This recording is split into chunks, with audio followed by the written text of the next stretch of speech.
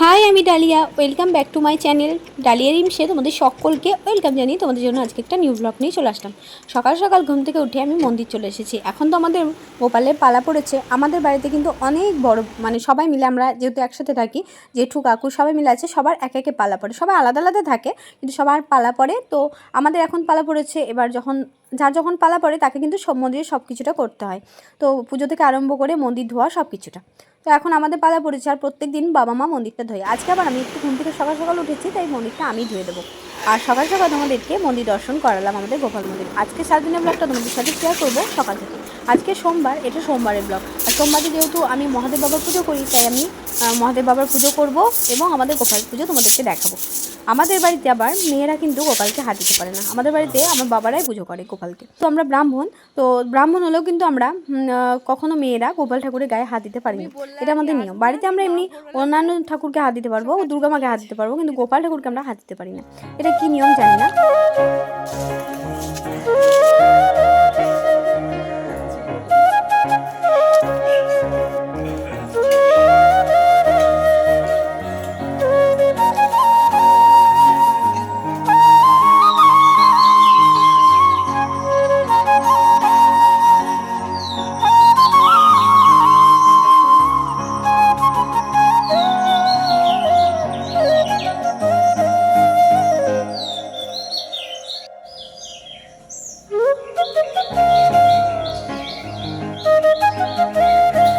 তো তোমাদের সাথে একটা জিনিস শেয়ার করব।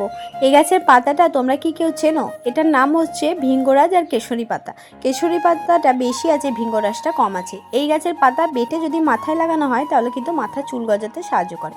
তো এখন অল্প বয়সে, কম বয়সে মানে ছেলে মেয়েদের চুলগুলো সব উঠে যাচ্ছে। তো সেই জন্য এই গাছের পাতা আমার মা তোমার বেটে আমার মাথায় লাগিয়ে দেবে, যাতে একটু চুল হয়। তো এটাই মাথায় লাগাবো, চুল হয়, মাথা ঠান্ডা থাকে, অনেক কিছু উপকার হয় এই গাছের পাতা লাগালে। তো আমি একটু নিয়ে নিলাম, মাথায় লাগিয়ে রাখলাম, দেখা যাক কী উপকার পাওয়া যায়। ছোটোবেলায় মারা বলে, মাদের সময় মারা মাথায় মানে বেটে মাথায় লাগিয়ে রাখতো, ন্যাড়া করে লাগিয়ে রাখতো, অনেক চুল হয়। তো এই দেখো আমাদের গোপাল মন্দিরে তো পালা পড়েছে, তো মা এখন জোগাড় টোগাড় করছে। তো এদিকে আমি আসলাম তোমাদের সাথে একটু দেখাবো বলে।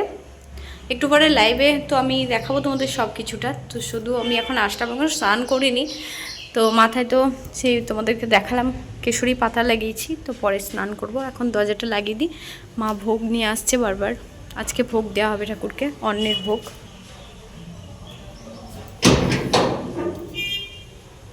দেখো গপু দাদা,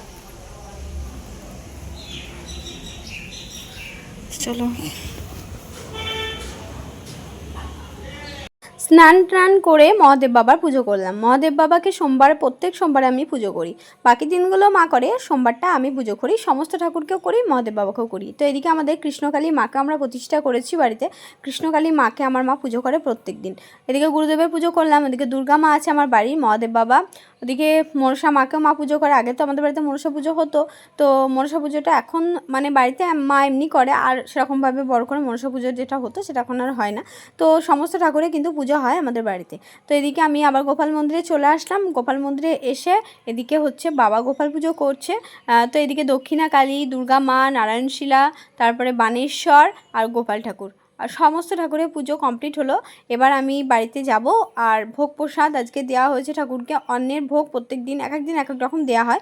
আজকে দেওয়া হচ্ছে পোলাও। এদিকে প্রসাদ, ফল প্রসাদ, পোলাও।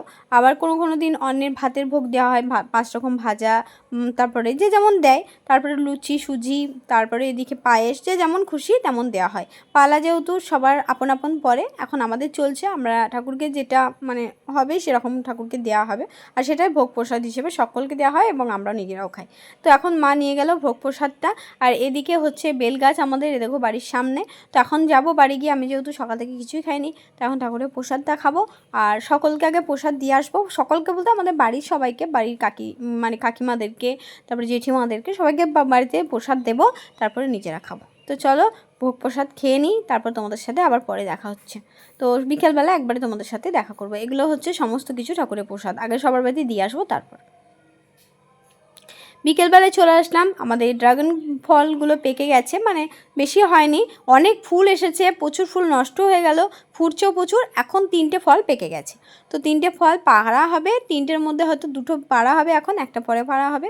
তো যেহেতু গোপালে এখন পালা চলছে, ঠাকুরকে দেওয়া হবে, ঠিক টাইমে পেকে গেছে।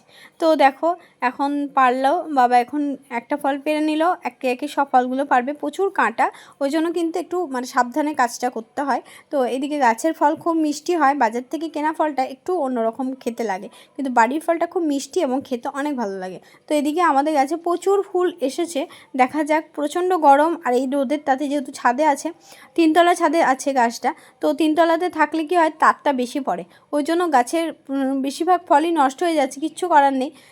তো বৃষ্টি এখন খুব কম হচ্ছে, ওই কারণে কিন্তু গাছের ফলগুলো নষ্ট হয়ে যায়। এই ফলটা বাজারে কিনতে গেলে অনেক দাম নেয়, এই ফলটা সত্যি দামি একটা ফল, আমাদের বাড়িতে আছে বলে আমরা সত্যি বুঝতে পারছি না, কিন্তু বাজার থেকে যখন কিনে খাই তখন কিন্তু অনেক দাম নেয় এই ফলটা, ছোট একটা ফলের দাম অনেক নেয়। আর বাড়িতে যদি অনেকগুলো মেম্বার থাকে, আর ছোট একটা ফলে কিছুই হয় না, তো প্রচুর দামি ফল। তো এই ফলটা এখন বাড়িতে অনেকেরই চাষ হচ্ছে, অনেকে বাড়িতে এমনি শখে লাগাচ্ছে, আমাদের তো শখে লাগানো, তো সেই ফল লাগিয়ে কিন্তু অনেক, মানে সেই গাছ লাগিয়ে অনেক ফলও হচ্ছে। তো আমাদের বাড়িতে তো মেম্বার খুব কম, কিন্তু আমাদের বাড়িতে মানে আমার বাবার ভাই মেলা আছে, তো সবাইকে দিতে হয়, যখন হয় বাড়িতে যেহেতু গাছে হয় সবাইকে আমরা দিই। তো এবারও সবাইকে দেওয়া বলতে একটা শুধু এখন জ্যাঠাকে দেওয়া হয়েছে, আর কাউকে দেওয়া হয়নি, বদ্দা যেহেতু বাড়িতে এসেছে বদ্দাকেই দেওয়া হয়েছে, আর কাউকে দেওয়া হয়নি এখন। আর সবাইকে আস্তে আস্তে দেওয়া হবে, গাছে ফুল এসেছে অনেক, ফলগুলো হলে তো সবাইকে দেওয়া হয়। তো যাই হোক, এদিকে আমি চলে আসলাম নিচে, দেখছি মা হচ্ছে চানাচুর বানাচ্ছে। তো মায়ের চানাচুরটা খুব সুন্দর করে বানায়, তো এটা চিড়ে ভাজা দিয়ে বানায়, আর বাড়ির জিনিস তো অনেক টেস্টি হয় খেতে, আর সেটা যদি মা বানায় তো আরও বেশি ভালো লাগে। তো মা এখন এই চানাচুরটা বানাচ্ছিল, এই চানাচুরটা মা অনেক টেস্টি করে বানায়, তাই অনেকের এই চানাচুরটা, মায়ের হাতে এই চানাচুরটা খেতে অনেক পছন্দ করে। তো মা এখন বানাচ্ছিল, তোমাদের সাথে প্রসেসটা আমি শেয়ার করছিলাম। এখন কড়াইয়ের মধ্যে কী সব দিয়েছে জানি না, তবে কারি পাতা, লঙ্কা আর মানে বাদামটা আমি দেখতে পাচ্ছি, আরও অনেক মশলা দিয়েছে। তো এগুলো ভাজা হয়ে গেলে চিড়েটা দিয়ে দেবে, চিড়েটা কিন্তু আগে মা ভেজে নিয়েছে, তো অনেকটা বড় বড় হয়েছে চিড়ে ভাজাটা, তো সব কিছুটা দেবে। তারপরে এদিকে চিনি গুঁড়ো দিচ্ছিল টেস্টি হওয়ার জন্য, তো আরও কী সব চাট মশলা ফাট মশলা দেবে হয়তো, জানি না কি দেবে। তো মা বানাচ্ছিল, চলো তোমাদের সাথে একবারে ফাইনালি রেডি হওয়ার পর দেখাচ্ছি কেমন সুন্দর হয়েছে। তো দেখো কত সুন্দর হয়েছে, টেস্টি, আর খেতে খুবই সুন্দর হয়েছিল, তো তোমাদের সাথে শেয়ার করলাম। আমাদের সকল মায়েরা কিন্তু আমাদের জন্য সব কিছু করতে পারে, তো এদিকে দেখো আমার মাও সেরকম। এই গরমের মধ্যে আমরা তো আগুনের ধারে কাছে পর্যন্ত যাই না, সব সময় নিজেকে ঠান্ডা রাখার জন্য ঘরের মধ্যে বসে থাকি, সব কিছুটা করি, কিন্তু মারা যখন যেটা আমরা খেতে চাই সেটা কিন্তু মা আমাদেরকে বানিয়ে দেয়। তো এদিকে মা আমার জন্য চানাচুর বানালো, আর এদিকে আবার চলে আসলো আমাকে একটু গ্লুকন-ডি জল করে দেবে, কারণ আমি জলটা খুব কম খাই, তার জন্য কিন্তু মা এগুলোও নজর রাখে। তারপর আমি আবার বিকেলবেলায়, সন্ধেবেলায়, এটা সন্ধ্যার ভিডিও, তো সন্ধ্যাবেলায় গোপাল মন্দিরে আসলাম, বাবা এদিকে পুজো করছে, সন্ধ্যা আরতি হবে, আর গোপালকে শীতল দেওয়া হবে। প্রত্যেক দিন যেটা হয়, আমাদের গোপাল ঠাকুর খুব জাগ্রত, 1800 বছর ধরে পুজো হচ্ছে, আমি আগে এতটা বছর ধরে পুজো চলছে সেটা আমি জানতাম না, পূর্বপুরুষ ধরে হয়ে আসছে আমাদের বাড়ির পুজো। তো সেদিন জ্যাঠার মুখে শুনলাম যে 1800 বছর ধরে নাকি পুজো হচ্ছে, তো আমি জানতাম 600 বছর ধরে। তো যাই হোক, যারা ভিডিওটা দেখছো তারা প্লিজ একটা করে লাইক করে দিও, কমেন্ট করে জানিও তোমাদের কেমন লাগলো আজকের ভিডিওটা। চ্যানেলে যদি নতুন হয়ে থাকো প্লিজ সাবস্ক্রাইব করে আমার পাশে থাকো। জয় গোপাল।